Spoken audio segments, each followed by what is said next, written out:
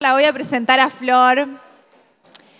No hace falta mucha presentación, pero es la última charla, más que interesante porque es una charla que está muy actualizada. Flor va a hablar de la tecnología al servicio de los buenos hábitos. Y con esto ya nos despedimos y después vamos a hacer una actividad afuera que va a estar buenísima. Vamos a hacerlo breve, sé que estamos todos cansados. Va a ser una charla corta, que vamos a hablar de algo distinto, que Anita me propuso que una charla de esto porque la había dado para una empresa de tecnología. Como sabrán, la tecnología es algo que se nos está viniendo un poquito encima. Algunos estarán muy a favor, algunos serán medios, en realidad, menos amistosos con la tecnología. Sinceramente, ese es mi caso, pero como hoy en día todas estas aplicaciones y estos dispositivos están disponibles, está bueno saber de qué se tratan por si les sirve individualmente a ustedes o si de nuevo trabajan en la salud, tienen pacientes, porque realmente logra un registro para lo que decimos que es conocerse, ¿sí? Que es clave para poder cambiar. Entonces vamos a hacer un repaso de lo que vimos hoy a la mañana. Acuérdense que la medicina funcional es la medicina del porqué. Buscamos hacer hincapié en lo que son hábitos saludables, que es la mejor medicina preventiva. Y acá, por más que los pilares son muchos más, ya los vimos, vamos a hablar específicamente de la nutrición, el descanso, la gestión del estrés y la actividad física aplicada al traqueo de hábitos, ¿sí? Al registro. Entonces, ¿en qué nos puede ayudar la tecnología? Piensen que acá uno puede referirse a la tecnología y puede ser también registrar en un diario, ¿sí? Que eso también es bueno. Entonces, ¿en qué ayuda este registro? Primero, antes de empezar, ¿alguien de ustedes hace este traqueo en alguna cosa, ya sea horas de ayuno, qué comen el día, hidratación? Perfecto. Bueno, entonces, ¿qué nos genera esto de escribir en un diario o ir traqueando el sueño, las actividades que hacemos en el día? Primero, esto, generar el registro, ¿dónde estamos parados? Piensen que hay mucha gente que no tiene la necesidad quizá de traquear y ya tiene mucha conciencia de lo que va haciendo. Y hay gente que todo lo contrario, que uno le pregunta qué desayunaste y no se acuerda, ¿sí? Entonces, por eso es muy importante el registrar lo que uno va haciendo para poder cambiar y justamente identificar patrones personales que nos van a enseñar sobre nuestra propia experiencia. Por ejemplo, si una persona se da cuenta que los días que está con el celular hasta las 11 duerme mal o que los días que come tarde digiere peor, seguramente en un momento le caiga la ficha de o cambio o lo sigo padeciendo, ¿no?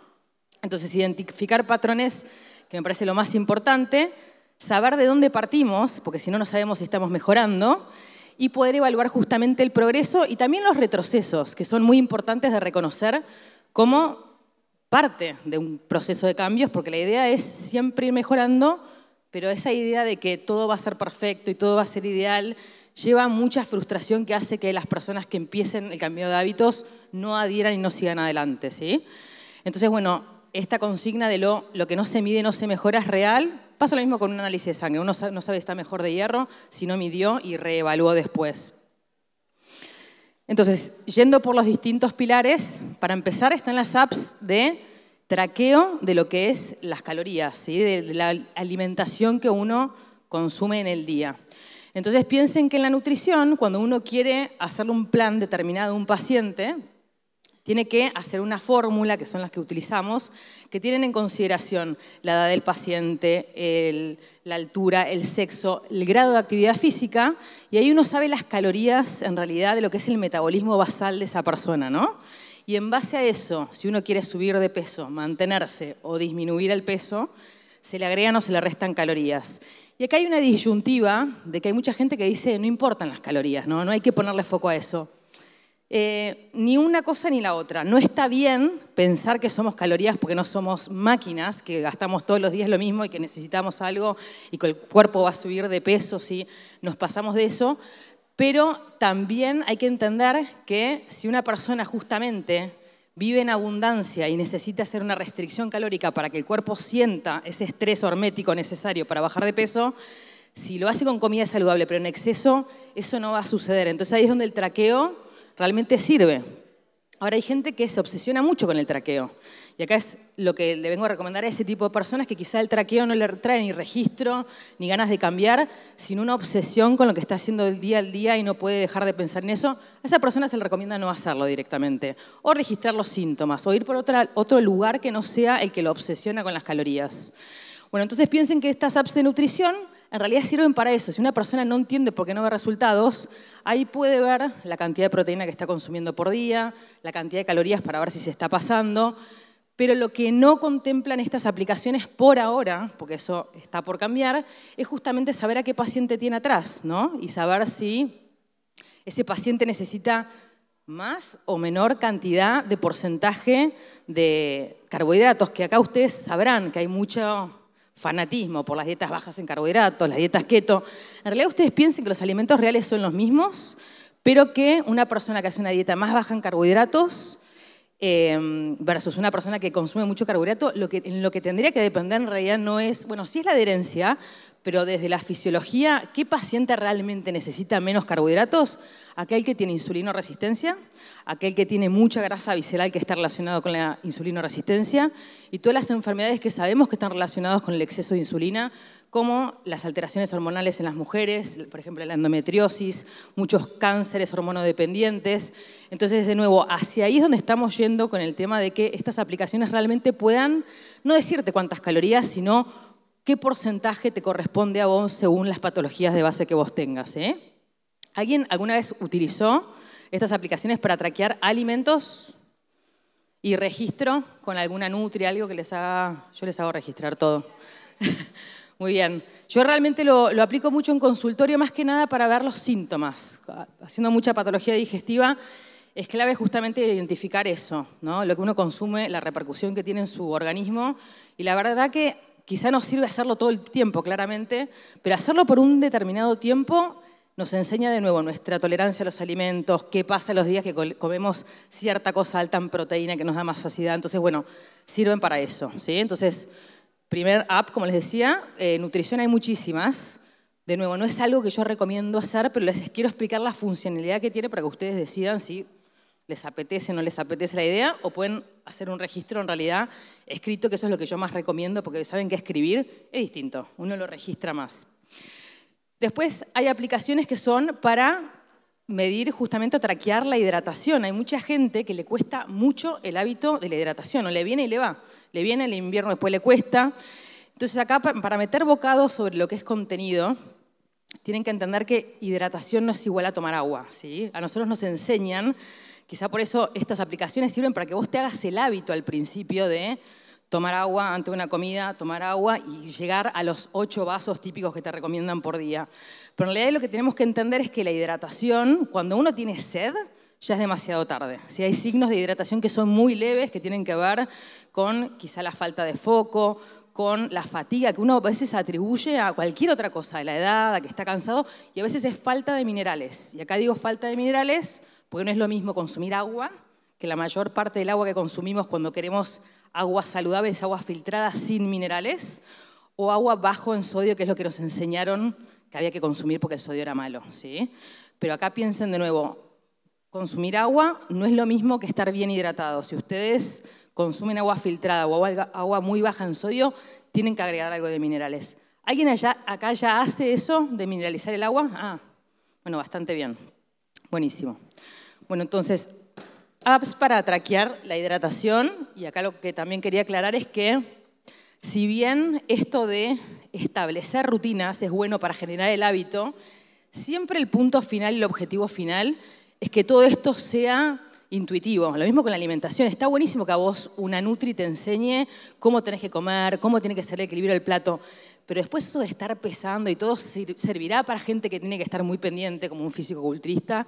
Pero la idea de todo esto es que ustedes aprendan y después la alimentación debe ser intuitiva. Lo que pasa es que cuando un paciente llega comiendo ultraprocesados, es muy difícil decirle, guíate con tu intuición, porque la tiene totalmente alterada por consumir ultraprocesados, por tener niveles excesivos de dopamina con ese alimento. Entonces, primero hay que reeducarse, basarse en los alimentos reales, seguir una orden, entender lo que uno necesita y después pasar a una alimentación que es más intuitiva, ¿no? Que realmente ahí el cuerpo te empieza a pedir inteligentemente lo que necesita. Bueno, en tercer lugar, quizá algunos conocerán esto, ¿alguna vez alguno de ustedes se puso un parche de glucemia? ¿O conoce de qué se trata después de este libro tan conocido de la revolución de la glucosa? Bueno, los parches de glucemia están buenos, la verdad que es una inversión. Un parche más o menos hoy en día sale 70.000 pesos, te dura 15 días, pero realmente si les gusta experimentar, esto antes era para pacientes diabéticos, no piensen que antes la persona diabética se tenía que estar pinchando el dedo, que realmente era algo muy engorroso para poder medir las glucemias. Estos parches son un sellito que uno se lo aplica a modo de sello, esa persona, o sea, no tiene que ir a un centro médico ni nada, y queda en el brazo 15 días. Entonces uno baja una aplicación con el teléfono, se acerca al sensor al brazo y le mide la glucemia. Entonces uno puede medirse a la mañana cómo está la glucemia, después, antes de comer, después de comer, y ver la repercusión que tienen no solo los alimentos, sino todo lo que hacemos en el día en nuestras glucemias. Ahora les voy a mostrar unos gráficos bastante interesantes porque yo me he puesto un par. Pero bueno, ¿por qué importa el tema de medir la glucemia si no soy diabético, ¿no? O si no soy insulino resistente? Piensen que justamente cómo nos enseñaron a comer, que eran las 2 tostadas a la mañana, la barrita de cereal, eso lo que nos generó como sociedad es no tener flexibilidad metabólica, realmente estar dependiendo siempre del alimento, ¿no? Y no poder lograr saciedad si uno está sin comer y que el cuerpo se las arregle, que es lo que tendría que pasar. Pero nos generó picos constantes de insulina, que piensen que es la hormona ahorradora, y eso llevó a que las personas realmente tengan alteraciones en la glucemia que, de nuevo, caracterizan a muchas de las enfermedades modernas, ¿no?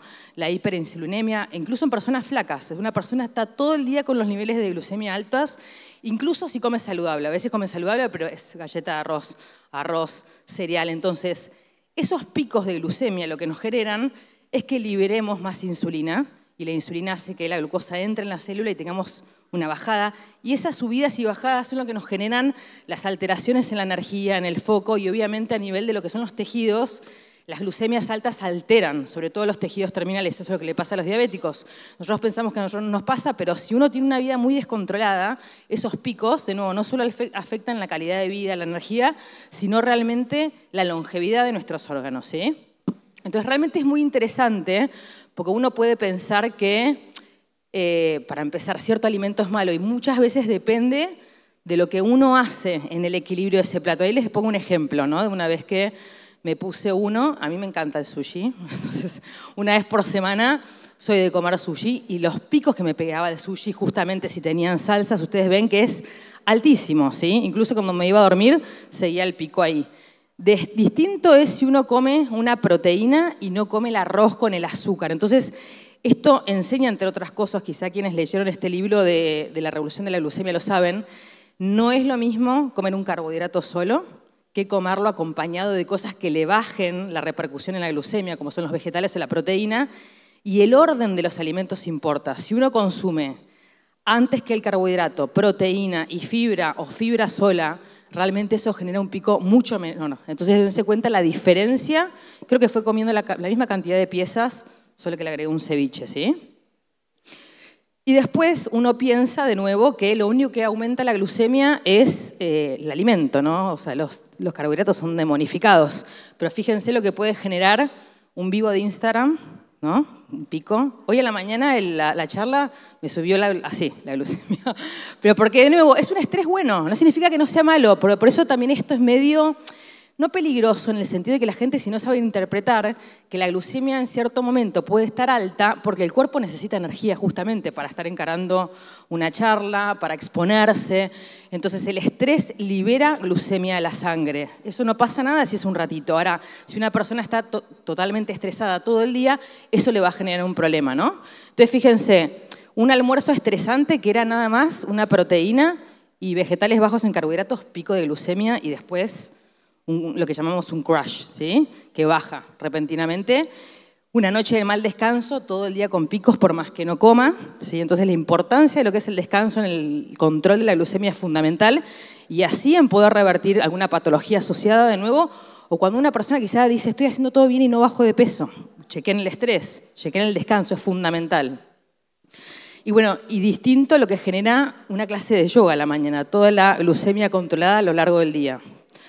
Entonces, bueno, eso es tema glucemia. De nuevo, si les interesa, realmente les enseña mucho sobre cómo son los hábitos y cómo impactan en la calidad de vida, ¿sí? Bueno, tercer punto, el ejercicio.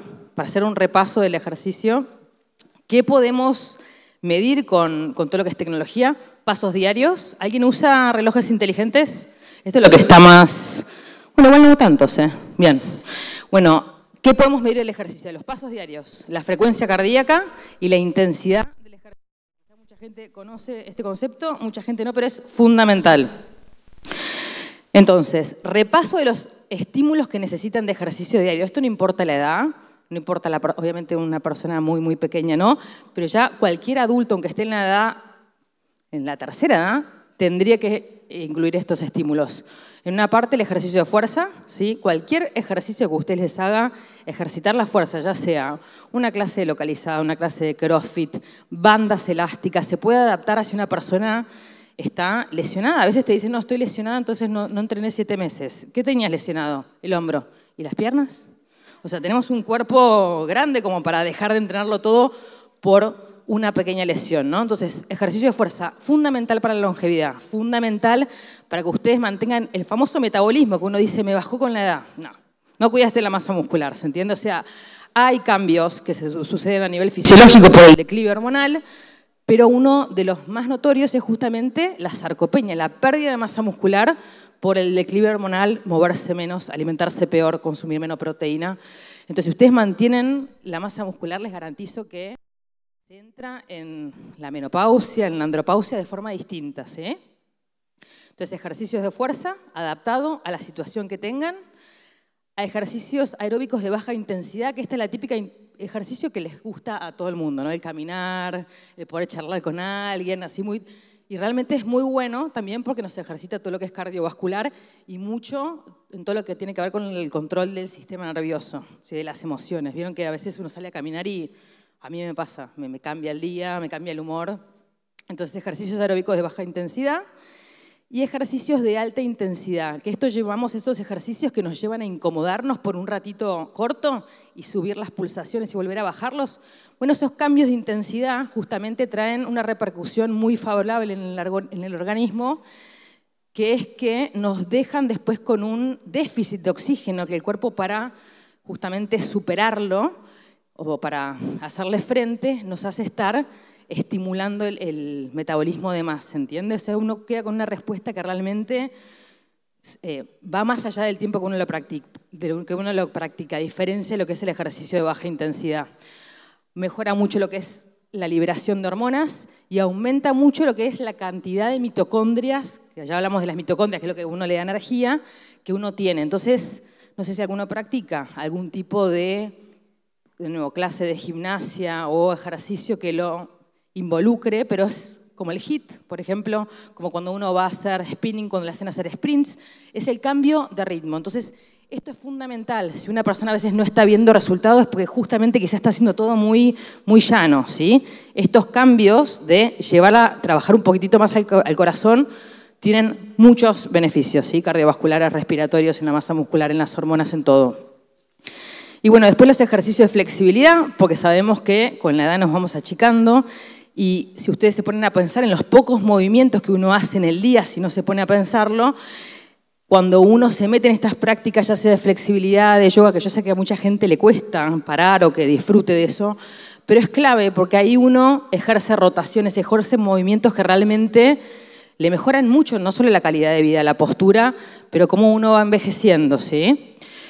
Y bueno, y después el descanso y la reparación lo metí ahí como para que no lo olvidemos, porque no hay persona que pueda mejorar su estado físico si no descansa y repara, que es justamente donde crece el músculo, ¿no? Durante la noche. Y bueno, los intervalos de intensidad, se corrieron un par de imágenes, no pasa nada. De nuevo acá, hay mucha gente que conoce sobre esto, hay mucha gente que desconoce. ¿Quién conoce qué son los intervalos de alta intensidad? Bueno, en realidad son intervalos, vieron que ahí dice muy suaves de 50 a 60, suaves de 60 a 70. Piensen que son intervalos de la frecuencia cardíaca máxima de cada uno de ustedes, ¿no? Y eso se calcula, por ejemplo, si una persona tiene 38 años, es 220 menos la edad. Eso da el 100%, ¿no? Estos relojes te lo calculan y te van conociendo, pero piensen que esa fórmula la pueden buscar en internet, es 220 menos la edad, nos da el 100%. Y después uno tiene que hacer la regla de 3 simple, por eso le digo que busquen, porque a veces hay aplicaciones que te lo hacen, que te miden justamente de cuántas a cuántas pulsaciones vos tenés que estar para estar ya sea en máxima, en intensa, en moderada, en suave. Entonces piensen que lo interesante de esto, cuando uno lo empieza a aplicar al ejercicio, que es simplemente conocerse, porque uno sabe que si cruza las 130 ya está siendo más intenso, ¿se entiende? Parece difícil, pero no lo es. Entonces cuando una persona sale a caminar y pretende, nada, relajarse, hacer un poquito de ejercicio aeróbico, quizá tiene que apuntar a las frecuencias cardíacas más suaves. Pero cuando una persona quiere trabajar el corazón o llevarlo un poquitito al extremo, como sucede con el HIIT, con el famoso HIIT, la idea es que esa persona llegue a frecuencias cardíacas que le cuesten más, como 70, 80, 80, 90, ¿no? Y a veces las personas que no ven respuesta en justamente el estímulo que estoy haciendo, no sé qué pasa, que no veo respuesta en el ejercicio, quizás están por niveles subóptimos de lo que pueden hacer para generar ese cambio, ¿no? Por eso es muy importante entender eso. Y también lo interesante es que si ustedes hacen ejercicios a bajas intensidades, esos que no se agitan, piensen que ahí el combustible principal que ustedes están quemando es grasa, ¿sí? En cambio, si uno hace un ejercicio más glucolítico, esos que son explosivos, ahí es más glucógeno, por eso se le llama glucolítico. Entonces, cuando una persona hace ejercicio más intenso, que justamente quema más glucosa, es el momento ideal para comer carbohidratos. Y así se hacen los planes esos que uno cicla carbohidratos, y es no siempre, pero ¿cuándo conviene comerlos? Si es que tengo que elegir, cercano al ejercicio intenso, ¿sí? Por eso es muy interesante. Si empiezan a ver sobre esto y se empiezan a conocer, también lo que uno se puede dar cuenta es que quizá hay días que está más cansado, que durmió peor, y que quizá le cuesta mucho todo, la vida, ¿no? Entonces, quizá con mínimo estímulo, suben mucho las pulsaciones. Les habrá pasado quizá en la fase premenstrual que te agitas subiendo la escalera. Bueno, es eso. Quizá en esos días uno lo que puede entender es que llega a esas pulsaciones con mucho menor estímulo y uno tiene que descansar, ¿sí? O se tiene que respetar ahí. Pero realmente muy interesante. Si trabajan con algún tipo de entrenador o algo, empiecen a medirse la frecuencia cardíaca cuando entrenan, porque la verdad que es muy interesante. Bueno, descanso. La verdad yo nunca me medí el descanso. Yo siempre fui una persona que tuve problema de chica con el insomnio. Después me di cuenta que eran muchas cosas, la luz artificial, el no saber hacer mi rutina como para bajar el estrés a la noche. Pero bueno, hay muchas aplicaciones que, de nuevo, acá hay algunas que son del teléfono, que ahí no son muy fiables, pero si no, uno puede usar un reloj también. Y ahí lo que es interesante, a mucha gente le sirve muchísimo, es ver eso, cuántas horas durmió, en qué fase del sueño estuvo, o sea, si el sueño fue profundo o fue más superficial, y ahí también uno puede ir asociando, bueno, el día que tomé alcohol dormí muy mal, pues sabemos que el alcohol no hace que uno llegue a las fases profundas de sueño, ¿no? El ejercicio muy tarde, de nuevo, entonces, ahí para que hagamos un repaso, piensen que para que una persona duerma bien necesita tener la temperatura baja, ¿sí? Saben que fisiológicamente la temperatura baja 2 grados más o menos en el transcurso de la noche, justamente porque eso favorece la liberación de melatonina, que es lo que nos hace dormir. Entonces tienen que estar, por eso, en un ambiente que esté no tan caliente, ¿sí? Que de hecho es mejor que sea un poquitito más templado y uno se abrigue un poco, que justamente no haya alimento en el sistema digestivo, porque no se puede digerir y reparar al mismo tiempo, que es lo que sucede durante el sueño, y eso también nos va a traer un aumento de la temperatura si acabamos de comer. ¿Les habrá pasado algún día de pasarse de comida y a la noche los calores lo despiertan? Bueno, es eso. Tienen que pasar mínimo 3 horas, se dice, porque el alimento está en el estómago más o menos 3 horas, y después ya pasa al intestino delgado. Después tenemos que tener alta liberación o cantidad de melatonina, que justamente se libera con la oscuridad, cosa que hacemos muy mal, pues está todo el mundo con la tecnología. Y bajas cantidades de cortisol, que es esta hormona que en realidad es la hormona de la alerta, que digamos del estrés, pero que en vez de tener el pico típico que tendría que ser a la mañana alto, ir bajando paulatinamente a lo largo del día y tenerla baja a la noche, lo que se nos está sucediendo hoy en día por todos los estresores a los que estamos expuestos es que estamos con el estrés todo el día alto y a veces no sabemos por qué no podemos dormir, ¿sí? Y ahí la gente va y toma melatonina, en vez de apagar el teléfono, en vez de realmente hacer una rutina para que bajemos el estrés. Entonces, bueno, estas aplicaciones sirven para, de nuevo, hacer esta relación entre cuáles son los factores personales que nos afectan Y acá les quiero traer un dato de calidad que a mí realmente me impactó cuando lo aprendí. Quizá alguno lo sabe. Vieron que nosotros tenemos un ritmo circadiano, o sea, se van dando horarios con cosas específicas que van pasando. El horario máximo, en realidad el horario de sueño profundo tendría que ser a las 2 de la mañana, ¿sí? Hay una persona que tendría que estar en sueño profundo, eso implica irse a dormir máximo a las 11. Estamos bastante mal. ¿Alguien se acuesta muy temprano acá? ¿Antes de las 11? Ah, bueno, bien. Perfecto. Bueno, si uno deja pasar ese pico, que alguna vez, si no les habrá pasado, incluso si se acuestan temprano, si algún día se acuestan tarde, ¿cómo cambia eso? ¿Sí? ¿Cómo cambia la sensación de bienestar al día siguiente? ¿Cuán reparador uno sintió ese sueño? Y es justamente porque a las 2 de la mañana se da el pico hormonal, que es el que favorece la reparación. Si uno se pierde ese pico, no vuelve a suceder, ¿sí? Entonces, fíjense lo importante de dormir temprano, que los argentinos, ahí a diferencia de otros lugares del mundo, estamos bastante mal. Bueno, estas apps sirven para eso, para ver si el sueño fue profundo, si no, cuánto tiempo. A mí lo que no me gusta de estas es que te dicen, vas a tener un gran día, vas a tener un mal día. O sea, no sabes nada, o sea, ¿se entiende? Eso es lo que a mí no me gusta, por eso nunca la utilicé, porque no me gustaba que me condicione, pero la verdad que sirve mucho, ¿sí? Bueno, y esto también, hay veces que uno se pregunta si el estrés se puede medir, ¿no? Y conocemos el típico que es medir cortisol en sangre, que en realidad, de nuevo, esto es lo que les explicaba antes, que uno se mida el cortisol en sangre a la mañana, te puede realmente decir si es muy, muy exacerbada la liberación de cortisol que estás teniendo. Pero no se habla realmente de cómo se da el cortisol en todo el día. Sí existe para esto lo que se llama variabilidad de la frecuencia cardíaca. Y piensen que, ¿saben que la frecuencia cardíaca, vieron que es la actividad eléctrica del corazón? Entonces, la variabilidad de la frecuencia cardíaca es entre cada piquito, de esos piquitos, ¿no? ¿Cómo es la distancia? ¿Es variable, o sea, es distinta o es toda igual? Entonces, cuanto más en realidad es variable sea, que eso es que sea más alta la variabilidad, esa persona tiene más controlado el sistema nervioso, se entiende más recuperado. La persona que no tiene manejo del sistema nervioso o que está muy en modo estrés va a tener esa variabilidad acortada. Entonces realmente es un muy buen indicador. Eso es lo que tienen estos relojes que te dicen, estás muy estresado, respira un rato, se da cuenta por eso, ¿sí? Entonces antes la variabilidad de la frecuencia cardíaca nada más se podía medir con una aplicación y poniéndose un polar, y era realmente bastante incómodo. Hoy en día lo que te hacen estos dispositivos es medirte la variabilidad de la frecuencia cardíaca, que es realmente la actividad del nervio vago. ¿Sí? Ahí nos podemos dar cuenta, el nervio vago, piensen que es como el nervio que cuando se activa nos genera lo que es el descanso, la reparación, y justamente estamos tan en modo estrés que el nervio vago hay que estimularlo adrede, ya sea con oraciones, con yoga, con meditación. Pero bueno, este es un indicador de cómo estamos a nivel estrés y realmente es muy bueno, ¿sí? Yo les diría que si uno lo aprende a usar, sabe si está para encarar un día con todo o si se tiene que guardar un poquitito. Pero de nuevo, todas estas aplicaciones que usaba o que dispositivos que utilizan algunas personas no saben cómo esa aplicación se da cuenta. Bueno, es por esto, ¿sí? Es por la actividad eléctrica del corazón. Bueno, ¿y hacia dónde vamos? Esto es lo que les explicaba. Fíjense que hay un montón de tecnología que uno puede utilizar.